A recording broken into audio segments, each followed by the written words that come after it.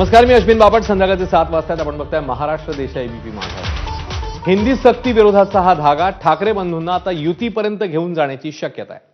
मोर्चावर दोन्ही भाऊ मनाने एकत्र असल्याचं वक्तव्य संजय राऊतांनी केलंय. तर मोर्चामुळे राजकारणाची दिशा बदलेल असं मनसेचे नेते संदीप देशपांडे म्हणतात. महाराष्ट्राच्या प्रश्नासमोर बाकीचे बात क्षुल्लक आहे असं वक्तव्य राज ठाकरेंनी केलेलं. त्याचा अर्थ मोर्चामध्ये कळेल असं त्यांनी गुरुवारी म्हटलेलं. राज ठाकरेंच्या टाळीला उद्धव ठाकरेंनीही प्रतिसाद दिला होता. आता हिंदी सक्ती विरोधातल्या मोर्चाच्या निमित्ताने दोन्ही भाऊ युतीच्या मार्गावर चालणार का हे पाहायचं.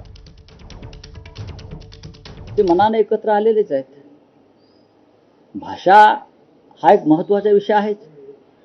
मराठी माणसाचा स्वाभिमान, अस्मिता, मुंबईवरती होणारं आक्रमण या विषयावर संयुक्त महाराष्ट्राच्या लढ्यात ज्याप्रमाणे आम्ही सगळे एकत्र आलो, मतभेद विसरून राजकीय, त्या प्रकारचा लढा उभं करण्याची गरज दोन्ही प्रमुख ठाकरेंना वाटते आहे. विचार आणि मन तसे वेगळे असायचं काही कारण नाही, ते एकच आहेत.